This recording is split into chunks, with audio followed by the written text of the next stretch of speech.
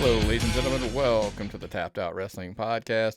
I am, of course, Nick McDaniel, and as always, I am joined by my Myron. Thank you, people, for being part of the global phenomenon that is the Tapped Out Wrestling Podcast. We love every single one of you. But Well, we're what's going going to talk on, about man? wrestling.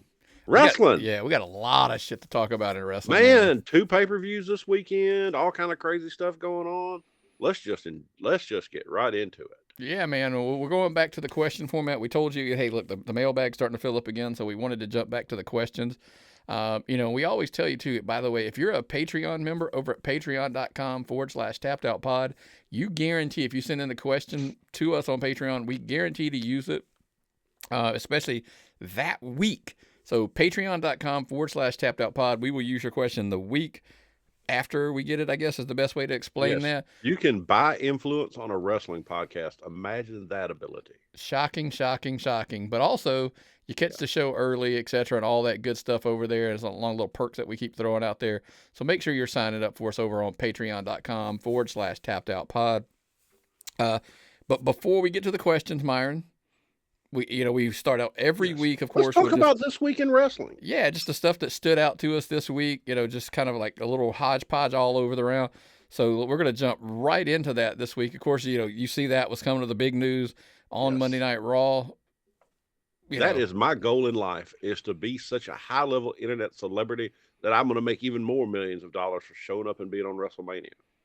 Yeah. Except I'm not going to be in a match or anything. Yeah. But, hey, look at those Paul kids they're buff, they're fighting, they're doing all kind of stuff. They draw attention, they draw headlines, they draw people from YouTube. How many subscribers do they have on YouTube? I don't even know, but it's more than 2.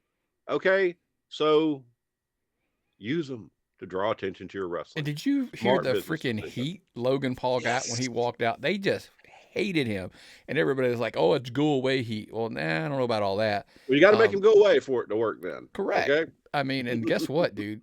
Who cares? Like, the eyes he will draw. Like, there's a reason why he's going to get paid millions. And yes, he's going to get paid millions to do this. It's easy money for him. Like, word on the street is I hear he's training, I guess, I think he's training with Gangrel, like, is actually getting him ready for this, for the Mania and some other people.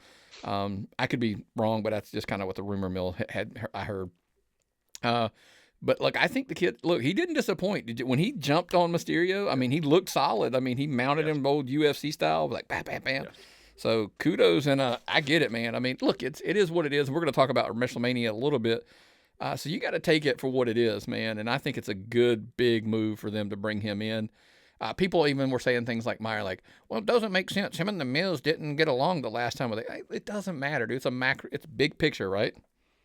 I don't even remember what happened. I'm ready for this new thing. Yeah, exactly. I'm a wrestling fan. As we hit the shows, as we run through them, NXT, like, my takeaway from NXT, I know there's, oh, by the way, did you see me? I shared the post the other day on the book.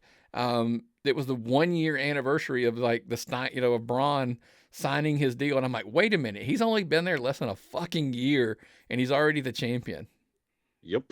I was like, wow. It took me a minute to my brain. And he took it away from Ciampa, who's on Raw wrestling Dolph Ziggler, who's going to go to NXT to wrestle who? Well, him and Ciampa have a match, I believe it's next week, to see who the number 1 contender is for the NXT. And let me tell you something. I really this sounds stupid. I like NXT Ziggler better than I like Raw Ziggler. Well, there's a different. I mean, it's such a different stage. Sometimes your character looks different. They perform differently. Finn Balor on NXT, I liked him better there. Jim Cornette said he liked NXT Rhea Ripley better than WWE Rhea Ripley. There's a point there you have. I can get that. But I think, for example, like you brought up her, I think Ripley's now I think they're doing a pretty solid job. She had that gauntlet match that she went forever on, the Elimination Chamber she went forever in. So I think they're booking her pretty solid in the grand. Like, if they get her out of this Nikki ASH feud, I think they'll head in the right direction.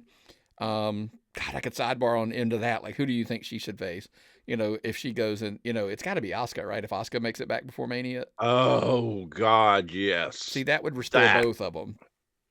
Bingo, right there. You put them right there, right in Yeah. yeah. Yeah. But anyway, back to the original. I just feel like it's not like a booking thing with Ziggler. He looks like a bigger star in NXT with the suit and everything. He just looks like a bigger star down there. And maybe it's, okay, who he's up against and who he's standing in the ring with, etc. But I like him and, Braun and Ciampa, that mix up or whatever. So there are some pluses to NXT 2.0, folks. That's all I'm, when we come from there. It's a tool. Absolutely. It's a tool for advancing wrestling narratives and getting people over and getting people up to the next level. It's just training. How about that? Just getting them trained up and ready for TV. That's, I think, the new purpose, which we've taught ad nauseum. So, look, I'm going to go out of order. I'm going to throw you in a loop here because we're talking about Elimination Chamber. Look, did you like the premium live event? Did you enjoy it? Yes, I enjoyed it. I thought it was. I fast forwarded through some stuff that I didn't give two shits about. But the two women's matches, the women's Elimination Chamber match, the men's was good. God, Brock looked like $1 million. What do you think of the rumor of he went off script and kicked the he was supposed to stay all the way until his turn, and then when he just didn't want to wait anymore and he kicked the chamber open? Even better. Okay, if you didn't book that and he did it, you failed. Okay, because it went over with me like $1 million. Badass. Sell him. He's a badass, dude. I haven't been paying attention to Raw. Last night I catch that promo he cut on Paul. Him and Paul going back and forth. Oh my God, I was into it 100%. This guy, this Lesnar, he's an insane psycho killer, and he's kind of funny. Oh, he's hysterical. And he's interesting.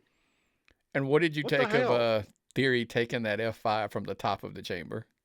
Well, he's lucky he got out of that well, because that could have ended badly. Listen, this is 2 occasions now where it's been pointed out how much Brock Lesnar really must like Austin Theory, because he's protected him twice. Like when he was doing those Germans on Raw a few weeks ago, he slung him around like, he didn't. He actually did him, took care of him. And even when he did the F5 off, did you notice he kind of got him around enough that he kind of landed more on his feet? And he didn't do the face bump. He didn't do a Foley fall on that and go through a table or go through the side of it. He could have put him on the ropes. He could have put him into the chains. He dropped him perfectly. Maybe Lesnar sees something in the kid. The same thing. Or maybe Vince told him to take care of the kid.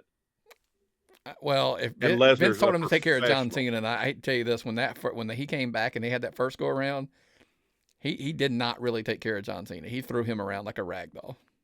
So I would still make that case. Well, you're not going to throw Cena around at the box office right now. Well, that's because everybody is anybody saying bad stuff about Peacemaker?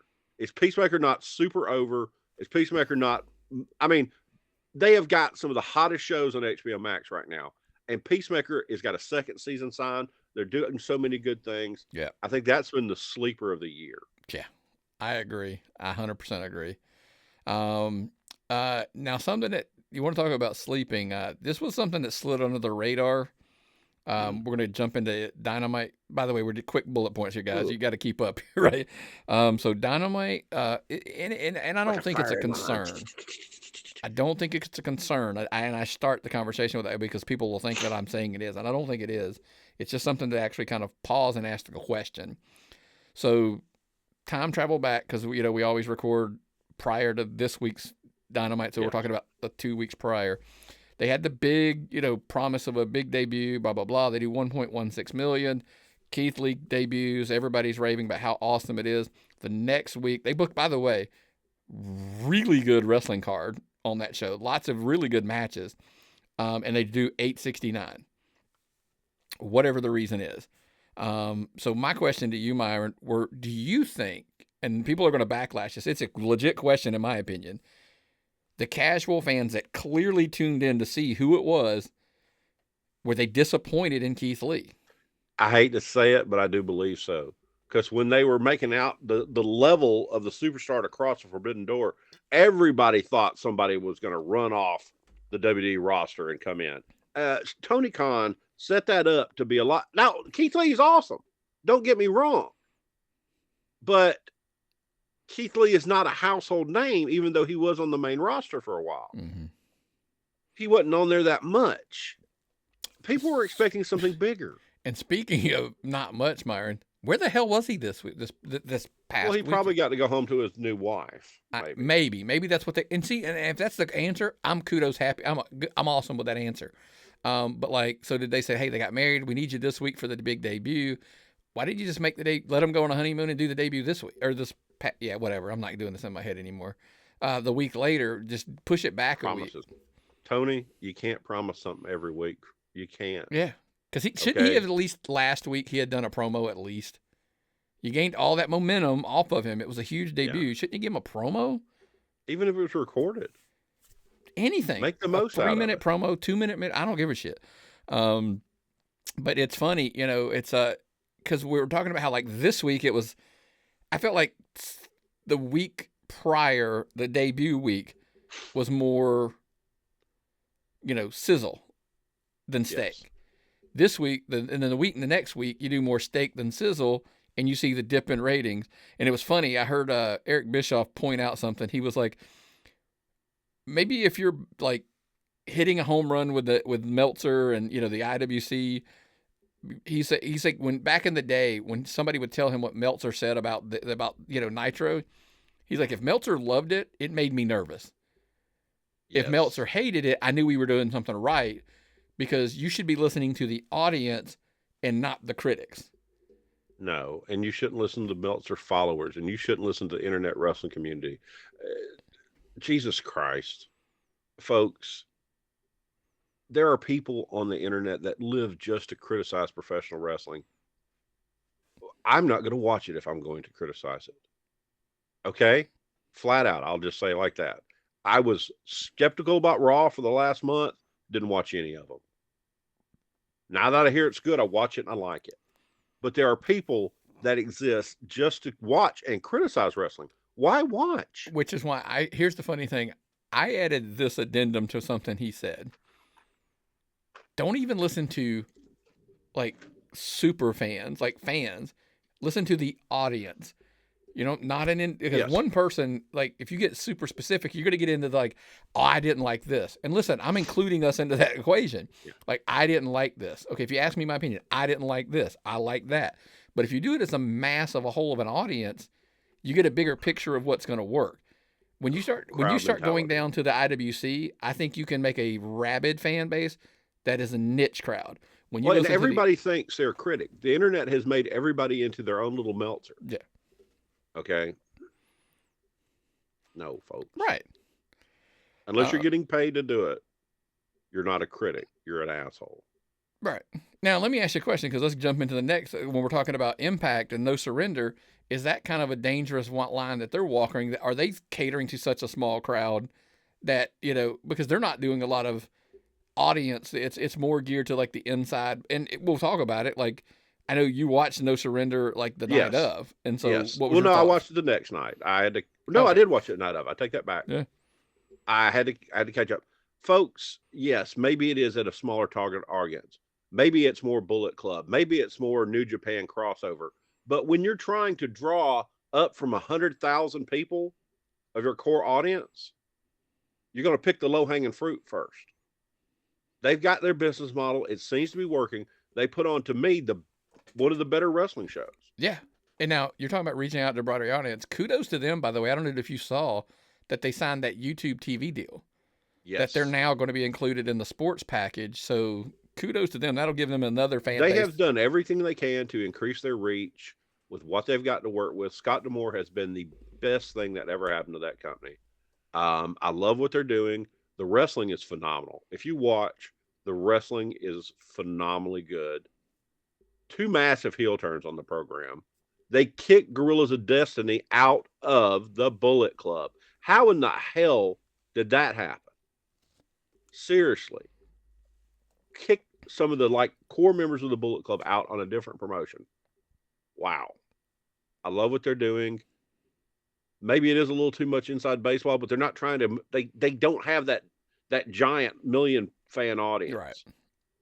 Maybe one day they'll get to that. Because here's the thing. We talked about this a little bit off air. We were talking about how Jay White, like, I didn't feel like he fits into AEW, but you were like, but he fits perfectly into Impact. Yes. And Impact, he was phenomenal. He had a great match, and then he came out and did that run. And everybody knows who it is.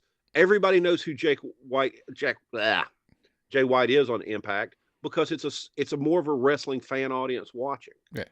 And being able to watch it on YouTube, watch that pay-per-view on YouTube, a window that was already open on my computer probably when I sat down, is so easy. Their YouTube membership thing is awesome. Yeah. So if you haven't, we don't even get anything out of it. Check them out. They do the tiered membership over there on memberships is what they call it on YouTube now.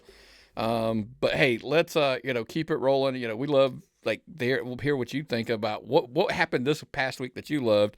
tappedoutpod@gmail.com. Send us in, what you thought, what your notes were, and all that good stuff. We always love to hear from you guys as well. But let's dive right into the meat of it. Let's get right into the mailbag. Hey, and our friend Miles from Friendswood, Texas. Our friend from Friendswood. Now that we are past Elimination Chamber, what are your thoughts on the potential matches for WrestleMania? Well, Miles, I'm excited. How about you, Nick? Yeah, man. I mean, we got lots of stuff, man, that's, all of the pieces coming out of Elimination Chamber that we talked about. Listen, obviously you saw the picture, the big match, the main event, Brock versus Roman, title for title, kind of that was the big, hey, listen, that's the headliner for the show, right, that they've been building to for God knows how long at this point. I had a couple people reach out. I know somebody was like, oh my God, it was, so predictable. We knew we were getting there. And I was like, okay. I mean, that's like, just because it's predictable doesn't mean it's not good, especially if it's booked correctly.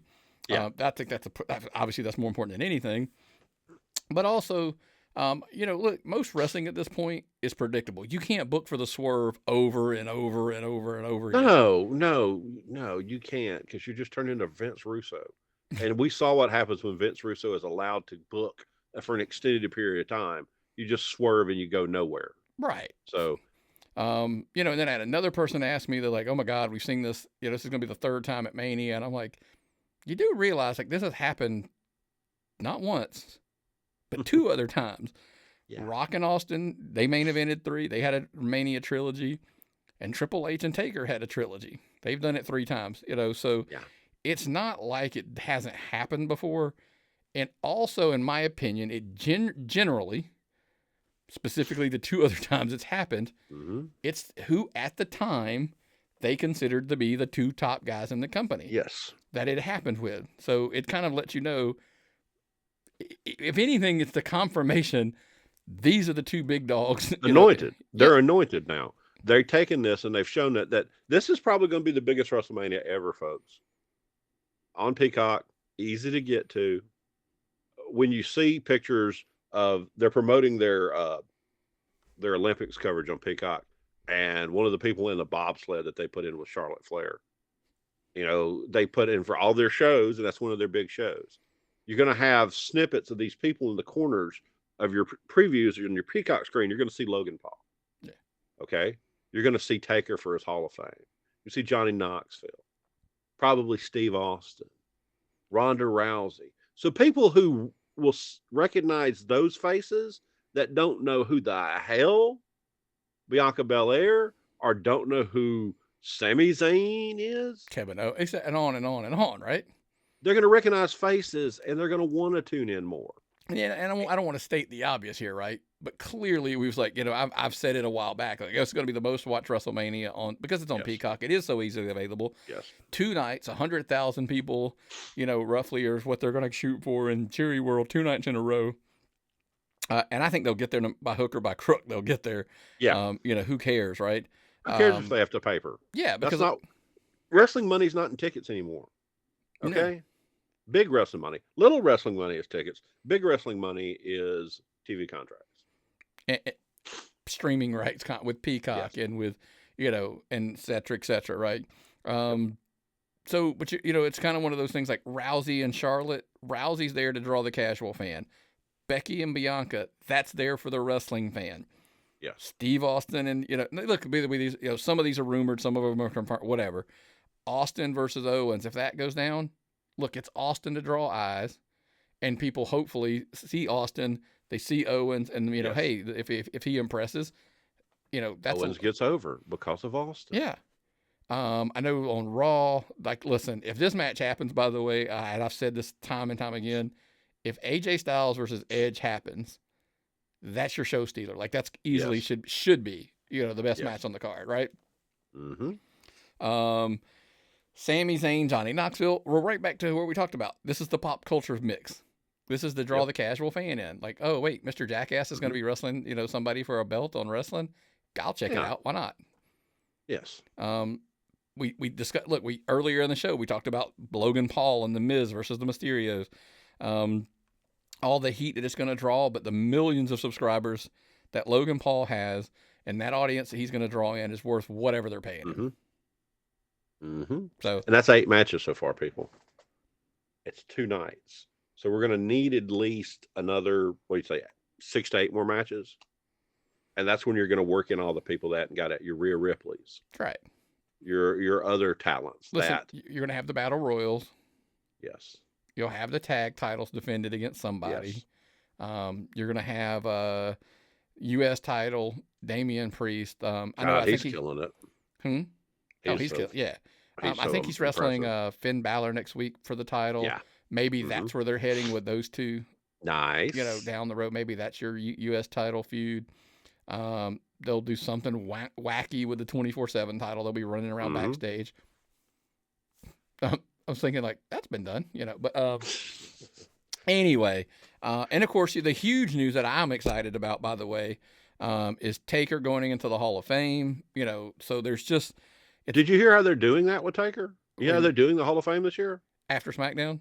Right after SmackDown. Yeah, it's a combo ticket. If you buy the ticket to SmackDown, you will be at the Hall of Fame when it happens right after. Because you also have to remember what's cool.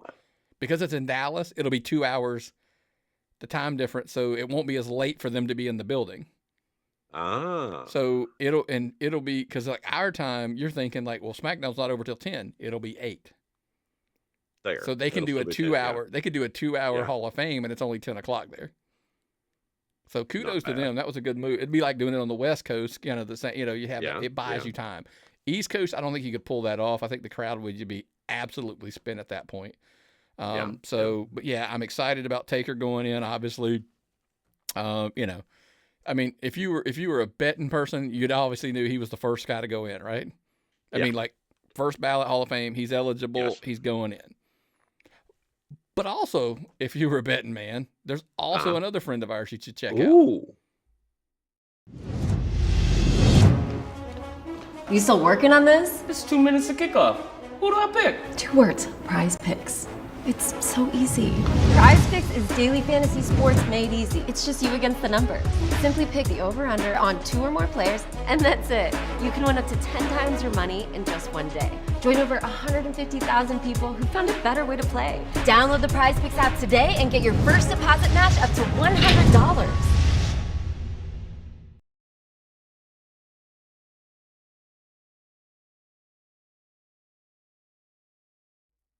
That's right, man. Check out our friends over at Prize Picks right there. The referral code you saw on the screen, it'll also be in the show notes as well. Use that code. It's going to help you out, folks. Get your first start. It'll help us out. Let's be honest. I mean, don't lie. It'll help us. You're gonna get some of our magic dust. Yeah. Cool. Check out again. Prize Picks. It's always good. You just bet, 2 people, boom, and you're in the game. But man, let's keep it growing before we run out of time here, Myron. Let's jump into the next question. Mitchell from Bloomington, Indiana wants to know, what 5 factions do you believe should get into the WWE Hall of Fame? Let's do some, Myron, that are like already like old, some that are current, that kind of thing, so we can kind of mix it up a little bit. Obviously we gave away one of our answers with the picture there, right? I mean, yes, the Nation of Domination. During the Attitude Era, that was the controversial faction. DX is in. DX shouldn't go in without the Nation. Right. I mean, look, you got Simmons, Hall of Famer. Rock, Hall of Famer. D'Lo, Godfather's in. D'Lo should be in. Everybody's like, oh, well, D'Lo's over at Impact. So what? Ric Flair was there when they did it, so who cares? Mark Henry's in. Yeah, Mark Henry with them as well. Absolutely. Mark Henry. Look, stuff can be worked out, and this is going to be kind of a repetitive thing here. I mean, I know, look, if they did it with Flair, why not? So It's to honor these people. Yeah. It's not got anything to do with their contracts, for Christ's sake. yeah, If you're not going to let them go over there to be honored at the biggest Hall of Fame in wrestling, yeah. I mean, the other Hall of Fame in wrestling's disappeared. Listen, Billy, I know they hadn't done TV, I think, at that point, but Billy Gunn went in and he was actually already contracted with AEW. Yeah. When they did the Outlaws. So anyway, Mhm. listen, and obviously now that if Taker's going in, you got to put the Ministry in after, right? Yes. Yes. I mean, there's just so many. I mean, here's the funny part. JBL's already in. You know, if you're going to do the factions and it gets the guys multiple times in, so be it. Mhm. But I think the Ministry was like, look, I think Taker always talks about like that was one of the funnest times of him. He got to do a lot of stuff he was into. Thought it was cool. Yeah. So they obviously belong in. Next one will be a little more difficult to pull off, I think, possibly, but you can't argue the fact that the Shield belongs in there. Oh, the Shield does belong. Maybe not this year. Maybe 10 years from now. Maybe 5 years from now. But the Shield has to go in. Yeah, I know when Moxley left, there's lots of, you know, it didn't. It was a little on bad terms.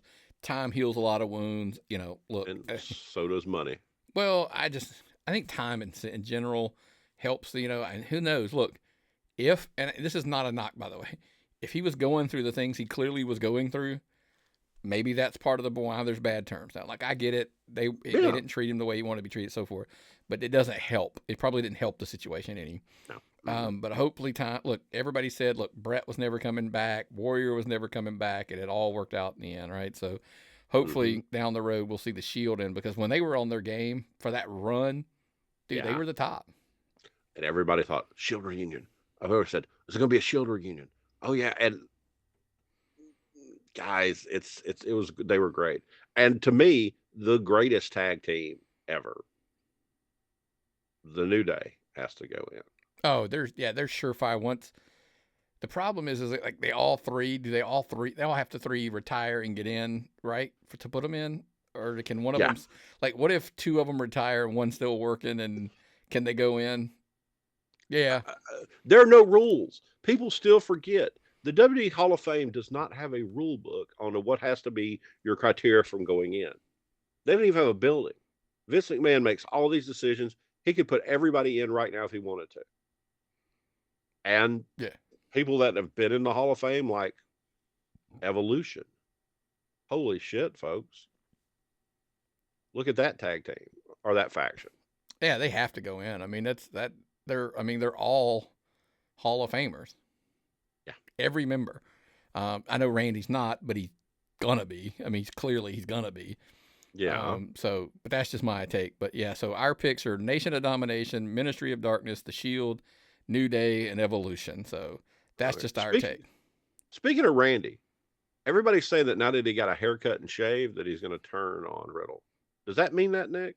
Does grooming affect Randy's good or bad? Listen, I mean, do I think he's going to turn? Yeah, it's wrestling. I think they're going to end up wrestling each other at Mania, so probably so. I mean, but I don't know that because he got a haircut that means it, but, you know, whatever. Well, I got to put on some gloves to handle this next question because there's some greasy parts. Colin from Plymouth, Minnesota. Do you think there is any correlation of Urban Meyer and Cody Rhodes leaving / fired from their respected positions by the Khan family? We got this question. I pondered it for a minute and was kind of like, it's an interesting take. It really is. Let's first off, let's say Urban Meyer deserved to be fired. Yes, Urban Meyer is a greasy bastard. Urban Meyer not necessarily deserved to be hired. Urban Meyer has a heart attack when he sees NCAA sanctions coming. And then his heart fixes itself in time for his next coaching position. Right. So we're going to disclaim all of those pieces first. Like that's the hard part. Like I got to get that stuff out of the way. Now we're going to get into like what I think the question is. I do think there's some similarities in the sense of, and I'm big picture. Yes. 100%. I agree with you. Do I think both of these people were put in a spot where, did they go into a position thinking they were going to be more powerful long-term than it turned out to be? Possibly. Reasonably, yes. Let's I take get that. Urban Meyer. He thought he was going to get total control. He thought he was going to have as much power in Jacksonville as he did at Ohio State, at Florida, etc. It does not exist in the NFL. You have general managers. If you're not the coach and general manager, that will not be the case. Slide over to Cody Rhodes. Did Cody go to there thinking he was going to be one of the key people booking, creative, decision makers, for the company? Like, I wonder, and I don't know, and this is hard why I always tell people it's hard for me to say yes, clearly, definitively, right? Well, we saw when AEW first started, and this is opinion, that the only booking that was working, and they were letting the vice presidents book, the only booking was working was Cody Rhodes, and Cody Rhodes is booking Cody Rhodes. Okay?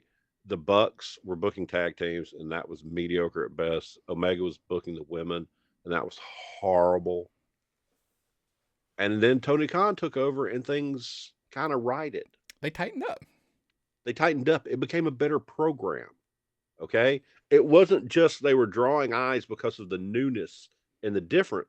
They were drawing eyes because they were putting on a good program.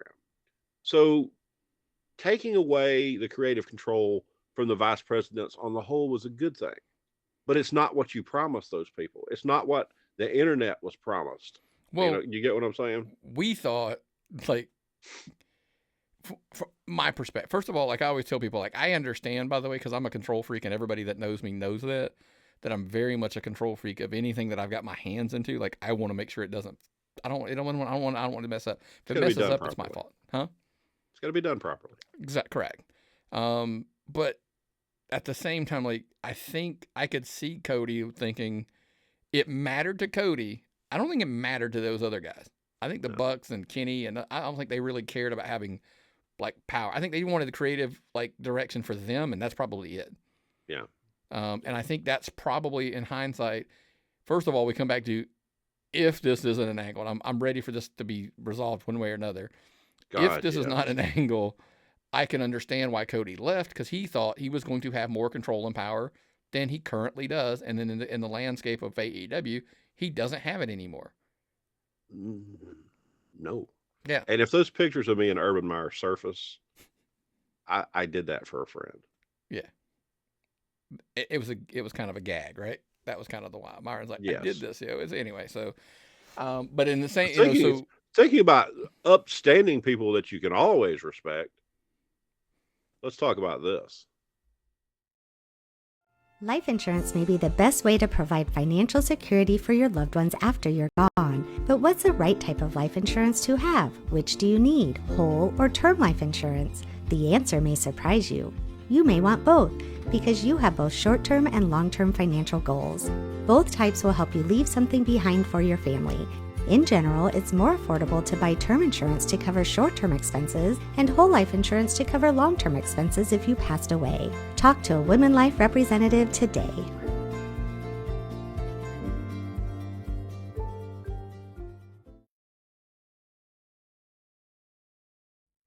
That's right. If you're looking for some insurance here, especially in the state of Georgia, 678-300-8501, 678-300-8501, and I promise you they'll get you taken care of. So put your trust in the same place I put the future of my family.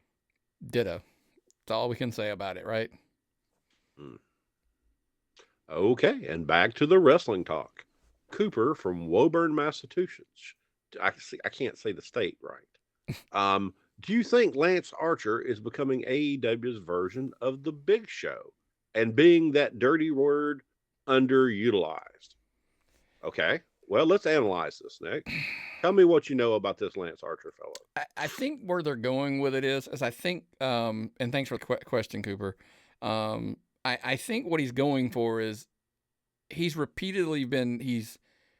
his way to the top. Cody, Miro, Moxley, Page. He's almost like continuously been the first guy champions beat to kind of get and it's not always the first guy, you know what I'm saying? But he's built up as a monster, then he's utilized to put over the champ to solidify. They set him as a big hurdle. Yeah. They set him as someone you have to get past to to get over. You're the Mongolian Stomper. You're Lord Humongous. You're the big heel that comes in to set up the babyface. The babyface gets over by beating you. What is wrong with that? What is wrong with that role in wrestling? Is that not what a heel does? Fundamentally, is that not the definition of a heel? Right, but I think they're just saying that he has all these opportunities, but he never wins the big one. Like, he's always like, hey, you're a top guy, but you've never quite won the big one. So you're always going to be, like, here, look, I don't believe so. First of all, Cooper, I don't think at all that could be the case. Because for one thing, every time he gets beat, he's built right back up. Like, Yes. Think about it. You said he was built like a monster. Cody beat him. He kind of went down a little bit. They built him back up. He wrestled Miro. He went back down a little bit. Moxley, but so between People believe it. People believe it when he gets built back up. It's easy to build because he's a big monster, like the Big Show was when the Big Show was the tool used to get people over. 110%. I agree with you 110%. So my whole take on it is, look, there are people in AEW that have a bigger gripe about utilization than him, in my opinion. So Lance Archer's not the guy or the talent that I would say hang your hat on there being underutilized. I mean, we'd get Brian Cage, Ruby Soho, Sonny Kiss, Ethan Page, Andrade, for crying out loud. Oh, Lord. Could all make a big, in my opinion, can make a bigger Oh case yeah, than Lance Archer. we could sit here and break this down into why those people are underutilized or why people say they're underutilized. But I think everybody understands that. You can't put everybody on TV, and when you need somebody on TV, you need that guy. You need that Lance Archer guy that can accomplish something. And it was funny, Jeff Jarrett brought up the whole thing about the two companies, WWE for particular. They were going in the scaling down process. AEW ramped dramatically up and was signing everybody. We come back to Cody's departure. It could have been like somebody was like, oh, well, and kudos, by the way, to Tony Khan. If he said, hey, there's a budget now and I can't just afford to pay everybody what they want or overpay people to keep them. If that were the case, and if that's the case, and if that's why Cody left, if he left, then kudos. But again, you're going to have scenarios like this when you have that deep of a roster. Listen, how many times have I'm going to defend AEW like I defended WWE in the sense of when you just have that depth of a roster, like it's just going to happen. You're going to have guys that should be, everybody says should do. You don't deserve anything. Like you get what they give you. They gave you a paycheck every week. So when they brought you in, they offered you an opportunity. Maybe they weren't happy with Cage. Ruby Soho, look, somebody argued to me that she was brought in clearly to put over because she's put over every AEW top woman they had, and that's maybe been her trajectory, and that's what she was brought in for. Sonny Kiss, he came in, he was supposed to be a thing, and he's dark. That's it, AEW dark every week. It seems like that's all he's on from this point. Well, you got a job, folks. Yeah. I mean, if you're getting a check, so be it. I mean, you could now argue. Ethan Page is one guy I'll say that really does need to be used more. Ethan Page is a genius with character and heel work, merchandise sales. I love this guy. I think we should see more of him. You could do more with him. He would help you. Andrade, I think, would help you more. He's one that's gotten, I don't know where he's gone. Yeah. Maybe when Matt Hardy leaves that faction, it'll get over better. Yeah, I mean, maybe Andrade can rise, with that group and make him, because right now I don't think he's arguably is any better place there than he was in WWE. Probably not. I argue that if he was still with Charlotte and he was still with WWE, I think he would be higher at this point. But I can't prove that, so it's tough for me to to even prove one way or another. So, but if these folks get let go, there's always what do we hear about another employer? Yep. Gordon from Manteca, California. I hope I got that right, Gordon. Manteca. What are your thoughts on EC3 and Adam Scherr, formerly known as Braun Strowman, starting this new promotion, CYN? Well, they say a TV deal is imminent. Now, we're going to find out if TV deal is used as loosely as it is in independent wrestling. When it's TV tapings and then it's on a streaming like it's on Fight or it's on your YouTube. We have a with TV. Indie shows. TV deal could mean a man in a dress shows up at your show. That's I mean it's you never Well, know with independent the wrestling. TV deal, like if you film it and put it on your YouTube channel, I don't know that's I don't know. I'm on definitively I know that's not a TV deal. You're stretching it when you're talking about like we have a TV deal and then you're on IWTV or you're on Fight or something like that. Technically, I don't still call that a TV deal, but I understand what you're attempting to do there. To be on a TV, to me, you have to be on TV. So that's just my take, but whatever. Look, there's not a ton of information out on it. I mean, look, March 5th, they're doing a taping in Orlando. March 31st is in Dallas. It says TV special specifically on that one. So whatever that means, but all I know is Killer Cross is debuting there. So hail to the yeah. Like, I do like the concept of what this CYN's supposed to be, control your narrative.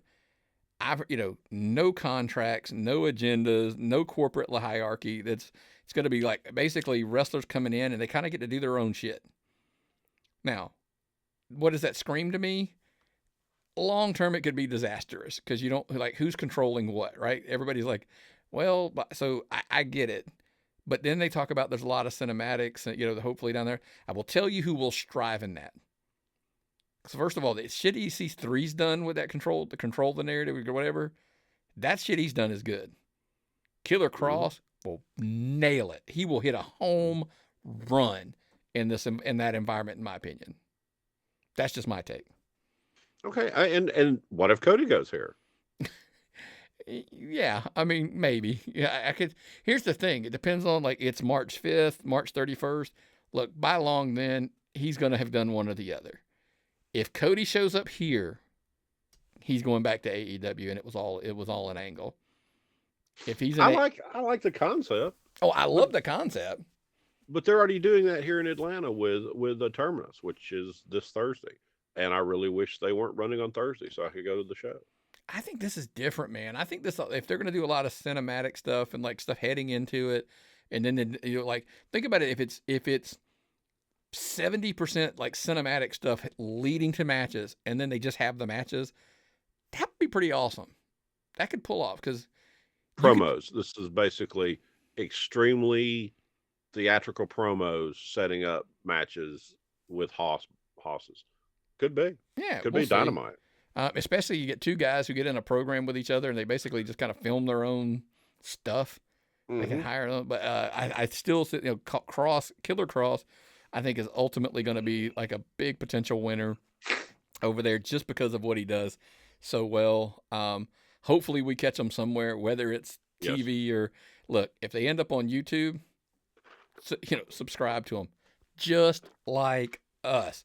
Make sure you're subscribing anywhere and everywhere. If you're on YouTube, make sure you're subscribing, you're sharing, and you're ringing that, click that little bell to turn on your notifications to make sure every time we drop something, whether it's the weekly episodes, the independent matches that I keep dropping out, other things along the way. You don't want to miss it. Of course, if you're a podcast listener, make sure you're subscribed somewhere like Apple Podcasts, Spotify, Amazon Music, iHeartMedia, anywhere there's a podcast. I promise you we're probably there. So make sure you're subscribing there as well. And of course, my favorite home is patreon.com/tappedoutpod. Get all of the cool stuff there early and often, especially when the weeks we can record on Tuesday are awesome because the Patreon members get everything ahead of time. So guess what they don't have to do? They don't have to time travel when we're talking about Dynamite. So, which is awesome, I'm sure, for them. Patreon.com/tappedoutpod. So make sure you're helping us out. We appreciate it. Checking out our friends over at Prize Picks, Woodman Life, all of, support anybody that's, supports us. We greatly, greatly appreciate that as well. I'll tell you, folks, it is no WBE network, but Nick is creating quite the little wrestling channel over there at YouTube.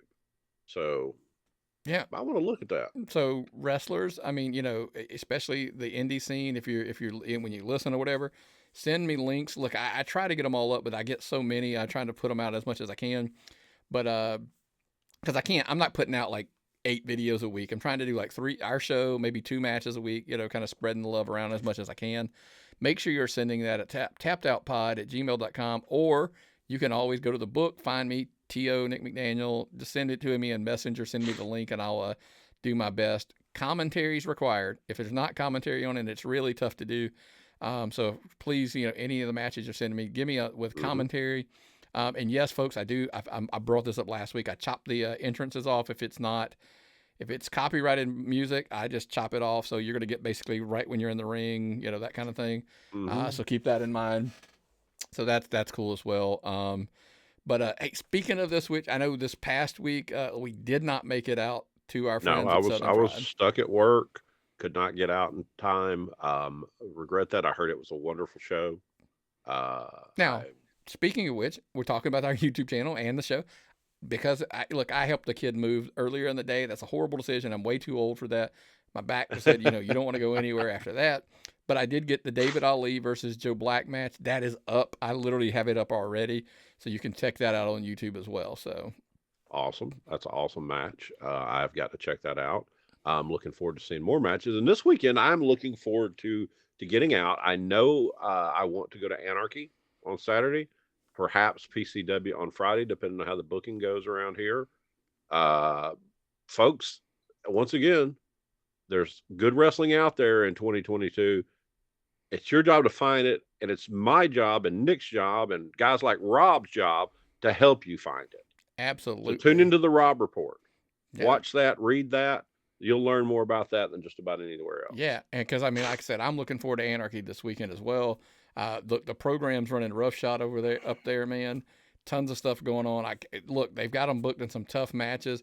I will say this. Joe Black versus Scott Mason for the Heritage title. I'm so wanting to see that match. Yes. Just because I got to see how this one pans out. Yes. So Scott Mason's becoming your favorite wrestler. He is super entertaining. I will tell you that. He's not my favorite wrestler because everybody knows your favorite wrestler is Nick Halen. Never forget that. Your favorite wrestler is Nick Halen. My wife's favorite, of course, is Proc. She loves some Proc, Proc the Croc and J2 Strong. Both of those guys will be there as well. Proc, of course, with the program, who we keep, I keep touting them. They are completely taking over Anarchy. They're completely running Anarchy. Is this week their biggest challenge yet? Joe Black and then the Devil's Rejects. Maybe I could see. Well, it's Scott Mason's for sure. The programs they could be debated. It could be argued. I guess they've had some pretty stiff competition along the way, as far as for tag team gold and stuff like that. And listen, I just recently put up Proc the Croc Johnson wrestled Jacob Ashworth for the TV title at the last show, and most people they're raving about how good that match was. So guess what I did? I put it up on YouTube. You go to the YouTube channel, check it out. So listen, if somebody wants to stop hearing me talk about the program, beat them and take all the belts away from them, and then I guess then we would have the conversations of me not talking about them anymore. I mean, they could lose 5 or 6 belts and still have. Yeah. Look, I don't have to necessarily like their tactics. I don't have to necessarily, like the way they behave sometimes. But they do have all the gold. So guess what? At this point, they get talked about when you're talking about Anarchy. Yeah. So be it.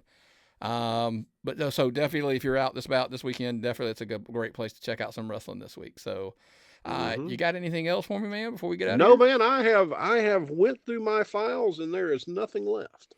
Well, man. What's the old saying, brother? If I've got nothing and you've got nothing, what time is it? It's time to tap out.